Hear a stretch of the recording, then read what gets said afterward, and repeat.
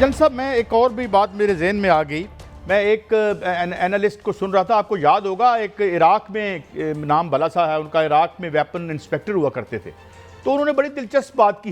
मैं आज सुन रहा था, वो कह रहे थे कि भाई ये जो रजीम है ये टू एज सोर्ड है। अब तो अमेरिका में रजीम चेंज की बात हो रही है, बाकी ये जो आपके हुक्मरान हमारे दोस्त भाई हैं, ये भी सुना है खासे खौफजदा हैं और लोग निकल रहे हैं। तो ये भी तासुर पुख्ता हो रहा है, जिस तरह अभी पहले भी आपने फरमाया था कि ये अब ये तो बात डेमोन्स्ट्रेट होगी कि भाई इनका तहफ़्फ़ुज़ तो इन्हें खुद करना पड़ेगा या खित्ते में दोस्ती करके रहना पड़ेगा ईरान के साथ। जनरल साहब जी बहुत शुक्रिया जी। सबसे पहले तो रिजीम चेंज की जो आपने बात की, अमेरिका ने पिछले 1945 से लेके अभी तक कोई 80-82 जगहों पे रिजीम चेंज ऑपरेशन किए। कई जगहों पे आराम से हो गई, कई जगहों पे इनकलाब के साथ हुई, कई जगहों पे पैसों से हुई, और बहुत सारी जगहों पे इन्होंने जंगें करके और इंस्टेबिलिटी करके किया।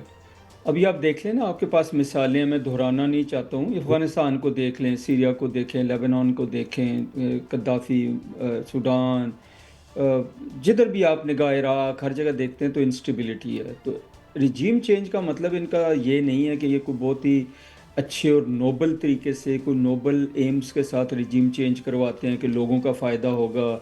जैसे ईरान वालों को कह रहे थे कि आपके यहाँ बड़ी डिक्टेटरशिप है, जुल्म है, सितम है, आपके हुकूक सल्ब किए जा रहे हैं, तो रिजीम चेंज के बाद उनको हुकूक मिल जाएंगे। अभी आप देख लीजिए, खुमानी साहब की शहादत के बाद दूसरे लोग जो आए हैं, तो क्या मुल्क में हालात को ठीक हो जाएंगे? नहीं। उनका जो पर्पज़ होता है वो एक ही होता है कि उस कंट्री को, उस खित्ते को डिस्टेबलाइज़ करना। और कोई भी जगह, पाकिस्तान हो, कोई भी हो, जब वो डिस्टेबलाइज़ होता है और इकोनॉमिकली डिपेंडेंट हो जाता है दूसरों पे, तो उसको कंट्रोल करना बड़ा इजी हो जाता है। तो इसलिए हमें ये बिल्कुल परेशान नहीं होना चाहिए कि जी अमेरिका जो है वो कोई बिनाइन तरीके से आया है, कोई बहुत ही ज़्यादा अच्छे अज़ाइम के साथ कि सबका भला, सबकी खैर, सिर्फ ईरान को ख़राब करना है। अल्टीमेटली पूरे का पूरा खिता, जैसे हम थोड़ी देर पहले बात कर रहे थे, अनस्टेबल हो गया, डिस्टेबलाइज हो गया, और आखिरकार आपस में सारों की दुश्मनियाँ पड़ गई हैं। अभी ये चीज़ें कहाँ पे जाके बैठेंगी? नंबर वन, कि ख़ित्ते में अगेन उन्होंने एक इनसिक्योरिटी क्रिएट कर दी। हो सकता है वो अपनी बारगेनिंग पोजीशन बढ़ा दें अमेरिका, और बारगेनिंग पोजीशन में इस दफ़ा पैसे, कंसेशन, पेट्रो डॉलर, बाकी बेसेस, उसके अलावा हो सकता है ये चीज़ भी आ जाए कि आप अब्राहम अकॉर्ड में आ जाएं। ना सिर्फ ये आएँ बल्कि इज़राइल को खित्ते का चौधरी मान लें और ग्रेटर पावर मान लें। और उसमें जैसे हम पहले बात कर रहे थे, ईरान वाज दी ओनली हर्डर, और ये जंग जो है वो क्रिएट की गई, इंड्यूस की गई। ट्रम्प साहब ब्लैकमेल हुए, पॉलिटिकली हुए, फाइनेंशियली जो कंट्रोल है ज़ायनिस्ट लॉबी का उसकी वजह से हुए, कांग्रेस के ऊपर जो सियासी कंट्रोल है उसकी वजह से हुए, ज़ाती तौर पे बिजनेसेस और एपिस्टीन फाइल्स की वजह से हुए। बट अभी उनका ये हाल है कि वो एक दलदल में फंस चुके हैं। आगे जो खित्ते की सूरत हाल है, अमेरिका ने अपना यहाँ पे तबाही फैला के चले जाना है।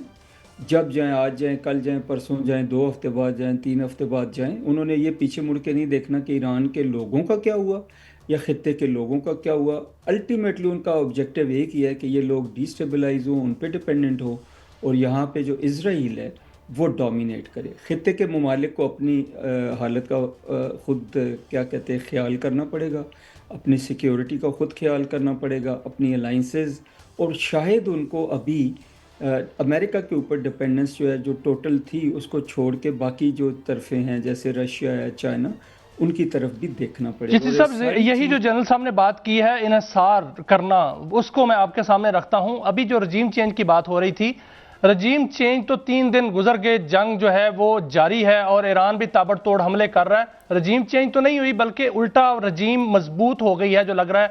वहां पर लोग जरूर निकले बाहर, और वो खामनाई साहब की शहादत का पर जो है वो इजराइल और अमेरिका के खिलाफ निकले हैं, और वहां पर वो काम नहीं हो सका जो अमेरिका और इजराइल चाहते थे। दूसरा सर, जितने भी अमेरिका के एलाइज थे, जहां पर अड्डे थे, उनको भी यारो मददगार छोड़ दिया गया है। सऊदी अरब का भी ये बयान है कि हमें भी यारो मददगार जो है वो छोड़ दिया गया है, ईरानी मिसाइलों के मरहून मिन्नत छोड़ दिया गया है। क्या आप नजर आ रहा है आपको कि कोई रजीम चेंज होगी? जो अगर नहीं होती, और जो कि नजर आ रहा है नहीं होती, तो क्या जो मिडल ईस्ट में दीगर जो ममालिक हैं वो भी अमेरिका को ये नहीं कह देंगे कि आप जाएं यहां से, क्योंकि अब जो मुश्किल वक्त आया तो फिर वो उनको बियारो मददगार छोड़कर تمام جو دفاعی نظام ہے وہ اسرائیل کے لیے ہے یا اپنے اڈوں کے لیے، اپنے جہازوں کے لیے ہے؟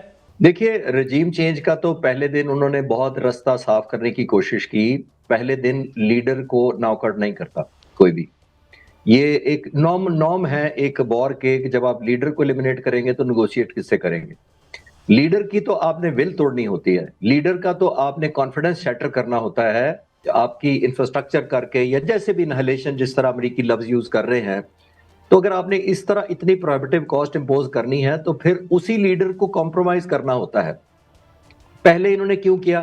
ان کا خیال یہ تھا کہ لوگ تیار بیٹھے ہیں، ہم نے جو ہی آیت اللہ خامنائی کو شہید کیا اور 40 اور دوست کمانڈرز کو اور کامریڈز کو شہید کیا تو لوگ پریزیڈنشل پیلس پر بھاگے آئیں گے شاید، تو بھاگ کے ٹیک اوور کر لیں گے. تو وہ تو ہوا نہیں ہے نمبر 1. تو پہلا تو مس فائر ہوا.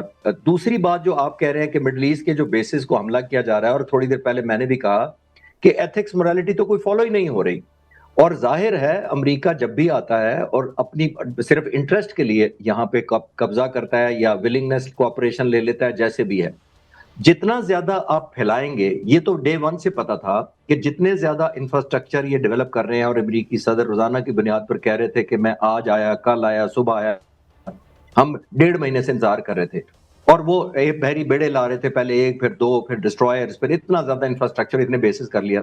دیکھیے جتنا زیادہ آپ اس طرح کا اٹیمپٹ کرتے ہیں یا پوسچرنگ کرتے ہیں اتنی ہی زیادہ آپ کی اپنی ولنریبلٹی تو بڑھتی ہے نا. تو یہ ولنریبلٹی ہی ہے جس کی وجہ سے ایران کے پاس ٹارگیٹ آف اپورچونٹی بڑھ گئے ہیں. اب ایتھکس مورالٹی کا تو میں نے پچھلے سوال کے جواب میں کہہ دیا کہ نہ این پی ٹی نہ آئی اے ای اے کچھ بھی نہیں کیا. خود آپ دوسروں پر کہتے ہیں دوسروں پر ہم کتاب کھولیں گے. ایران کے پاس چوائس کیا ہے؟ ایران کے پاس امریکی سرزمین تک تو پہنچنے کا چوائس نہیں ہے فی الحال. اسرائیل تک پہنچ سکتا ہے، وہ پروبیبلٹی بھی کم ہو جاتی ہے جب تک پہنچتا ہے، انٹرسیپشن بھی ہو جاتی ہے اور مہنگا سودا ہے. جو مڈل ایسٹ کے ملک ہے جہاں سے ایئر کرافٹ لانچ ہو رہے ہیں بقول ایران کے، تو پھر وہ کیا کرے؟ ان کی کیپیبلٹی کو ڈی گریڈ کرنا، وہ کہتا ہے میرا حق ہے اور لیجیٹیمیٹ ٹارگٹ ہے. اور یہی وہ چاہتا تھا کہ ان کے لوگوں اپنے اپنے ملکوں کے لوگ سوال کریں اپنی حکمرانوں سے کہ ہم کس لیے انٹیگریٹ ہو رہے ہیں اس جنگ کے اندر جب ہمارا لینا دینا ہی کچھ نہیں ہے. ایک کامیابی ضرور ملی ہے، آخری لفظ اس پہ میں یہ کہنا چاہوں گا، ایک کامیابی اسرائیل کو اور امریکہ کو دوسرے دن ہی مل گئی تھی. وہ کامیابی یہ تھی کہ ان کے جو مسلمان ملکوں میں تھوڑا بہت اتفاق رہ گیا تھا، خاص طور پہ مڈل ایسٹ سے نیبر ملک تھے، وہ بھی ڈس انٹیگریٹ کر دیا انہوں نے، ہوا میں اڑا دیا سارے کا سارا، کیونکہ سب ایک دوسرے کے مخالف ہو گئے، ایک ہاسٹیلٹیز کا ماحول بن گیا اور ایک لیک آف ٹرسٹ پیدا ہو گیا. لیکن یہ کامیابی ابھی تک میں ایک بات تو کہوں گا کہ جہاں جہاں میں نے دیکھا ہے، جو ویڈیوز میں نے آئی ہیں، حکمرانوں کے بارے میں تو میں کچھ نہیں کہتا. ایون وہاں کی their own population was celebrating the targets, the American targets in their own country. تو شاید یہ بھی تبدیلی ہے. مگر بہت شکریہ میرے دونوں مہمانوں کا، جنرل ریٹائرڈ ڈاکٹر رضا محمد صاحب، thank you very much for your time. جناب ایئر کمانڈور ریٹائرڈ خالد چشتی صاحب، تھینک یو ویری مچ.